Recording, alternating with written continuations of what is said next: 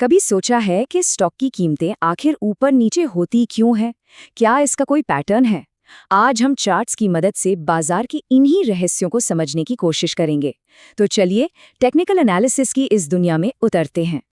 ज्यादातर लोगों को लगता है कि स्टॉक मार्केट तो बस एक जुआ है, जहां कीमतें बिना किसी लॉजिक के बस यूं ही बदलती रहती हैं। पर क्या ये सच है, या फिर इस उठापटक के पीछे भी कोई छिपा हुआ पैटर्न है जिसे हम समझ सकते हैं? देखिए, यहीं पर टेक्निकल एनालिसिस काम आता है। इसका मानना है कि बाजार अपनी हर चाल के साथ कुछ न कुछ सुराग छोड़ता है, और एक ट्रेडर के लिए ये सारे सुराग चार्ट्स पर साफ साफ दिखाई देते हैं। तो ये टेक्निकल एनालिसिस आखिर है क्या? देखिए, इसे कोई जादू की छड़ी या भविष्य बताने वाली क्रिस्टल बॉल मत समझिए। ये तो बस पुराने डेटा को देखकर भविष्य की संभावनाओं को समझने का एक तरीका है, एक सिस्टम है। अगर सीधे सरल शब्दों में कहें तो हम बस ये देखते हैं कि पास्ट में कीमतें कैसे चली हैं, यानी प्राइस एक्शन, और उस दौरान कितना खरीदा या बेचा गया, यानी वॉल्यूम, और इसी के आधार पर ये अंदाजा लगाते हैं कि भविष्य में कीमतें किस तरफ जा सकती हैं। टेक्निकल एनालिसिस इन 3 मजबूत पिलर्स पर खड़ा है। पहला, मार्केट सब जानता है, मतलब सारी अच्छी बुरी खबरें पहले से ही प्राइस में शामिल हो जाती हैं।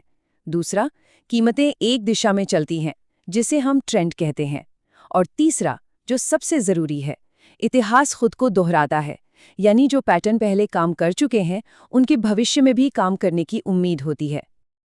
अच्छा, अगर चार्ट्स बाजार की भाषा हैं, तो फिर कैंडलस्टिक्स उस भाषा के अक्षर हैं, ABCD की तरह। तो चलिए सबसे पहले इन अक्षरों को पढ़ना सीखते हैं। हर एक कैंडल एक तय समय की कहानी बताती है, चाहे वो 1 मिनट हो, 1 घंटा हो या पूरा एक दिन। इससे हमें 4 जरूरी चीजें पता चलती हैं। उस समय में प्राइस कहाँ खुला, सबसे ऊपर कहाँ तक गया, सबसे नीचे कहाँ तक गिरा, और आखिर में बंद कहाँ हुआ। लेकिन सबसे मजेदार चीज है इसका रंग। हरी कैंडल का मतलब है कि खरीदार मजबूत थे और उन्होंने कीमत को ऊपर ले जाकर बंद किया। इसे बुलिश या तेजी का संकेत कहते हैं। वहीं लाल कैंडल का मतलब है कि बेचने वाले हावी थे और कीमत नीचे बंद हुई। ये बेयरिश या मंदी का संकेत है। तो बस कैंडल का रंग देखकर ही मार्केट के मूड का अंदाजा लगाया जा सकता है। तो अब जब हम बाजार के अक्षर यानी कैंडल्स पढ़ना सीख गए हैं, तो चलिए अब इन अक्षरों को जोड़कर शब्द और वाक्य बनाना सीखते हैं। मेरा मतलब है कैंडलस्टिक पैटर्न्स को समझते हैं। कुछ कैंडल्स तो अकेले ही पूरी कहानी कह देती हैं, जैसे कि डोजी, जो दिखाती है कि मार्केट कंफ्यूज्ड है, न खरीदार जीत रहे हैं न बिकवाल। या फिर हैमर, जो संकेत देता है कि शायद गिरावट अब खत्म होने वाली है और खरीदार वापस आ रहे हैं। समझिए कि ये पैटर्न एक ट्रेडर के लिए अर्ली वार्निंग सिग्नल की तरह होते हैं। ये बात इसे बहुत अच्छे से समझाती है।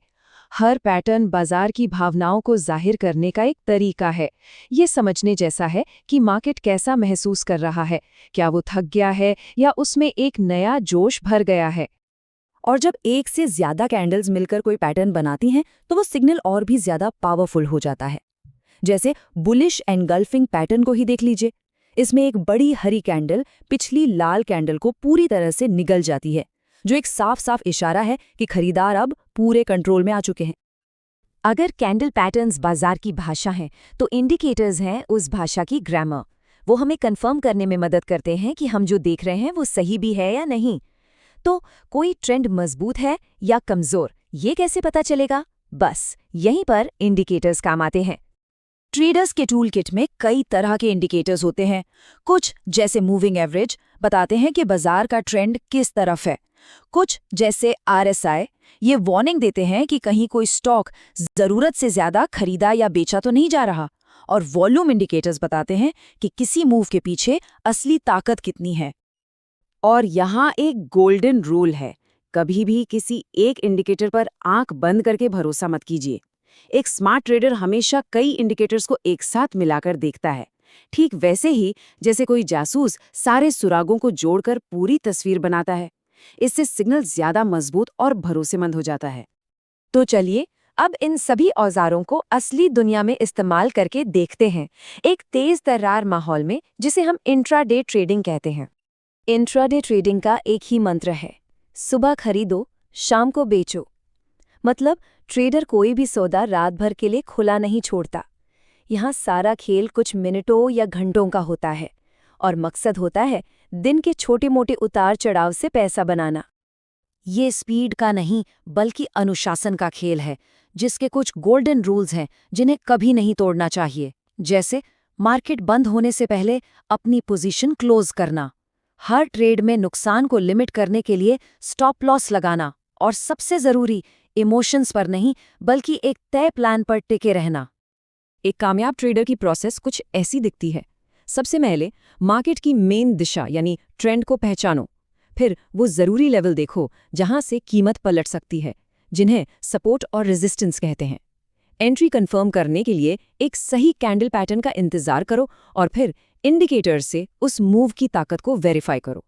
ये एक पूरी तरह से लॉजिकल अप्रोच है। पर हाँ, इंट्राडे ट्रेडिंग एक दो-धारी तलवार है।